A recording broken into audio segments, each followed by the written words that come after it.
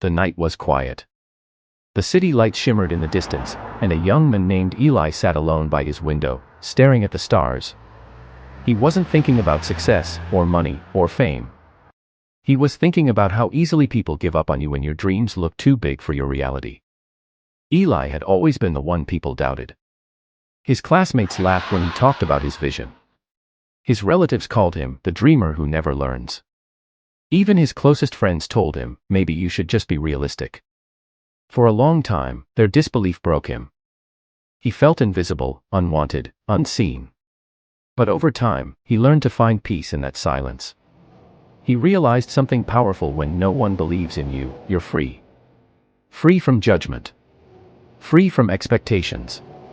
Free to fail quietly and rise quietly. And so, he did. He started working in the dark. He learned, practiced, built, failed, and tried again. No one saw his struggles. No one clapped for him. But in that unseen season, Eli grew stronger than ever before. He began to love the silence, because in it, he found his strength. Then one day, everything changed. The small idea he'd been working on, something he built from scratch, suddenly got noticed. A stranger saw it online and shared it. Then another person shared it. And another. Within weeks, his name began to spread. People started calling him a genius. Messages flooded in, "We always knew you'd make it." The same people who once doubted him now believed in him with all their hearts. For the first time in his life, Eli felt what it meant to be celebrated. And at first, it was beautiful. He felt seen. He felt valued. He felt enough. But soon, something strange began to happen. The same belief that once inspired him began to suffocate him. He couldn't rest. He couldn't breathe. Every idea had to be perfect. Every project had to impress.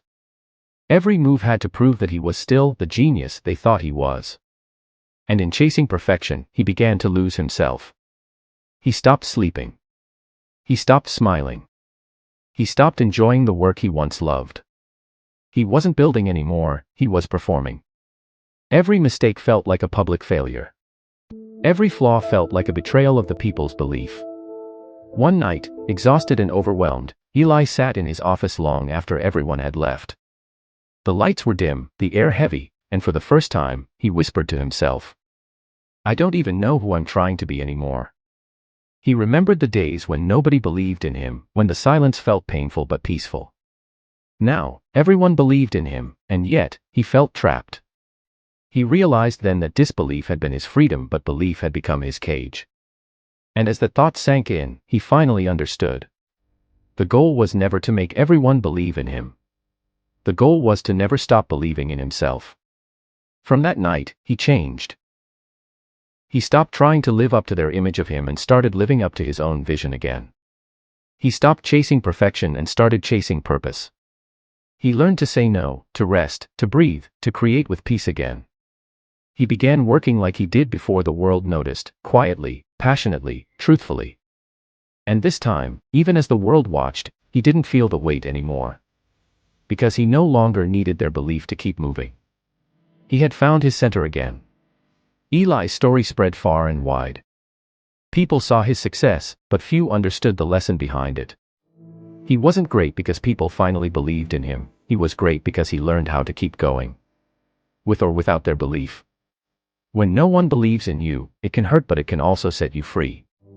Because their disbelief gives you space to grow. And when they finally do believe in you, be careful, don't let their faith become your chain. True peace comes when you no longer need their belief to stay focused. When your drive comes from purpose, not pressure. So whether they doubt you or believe in you, stay true, stay grounded, stay you. Because belief is powerful. But self-belief is unbreakable. If this story touched your heart, subscribe for more stories that speak to the soul.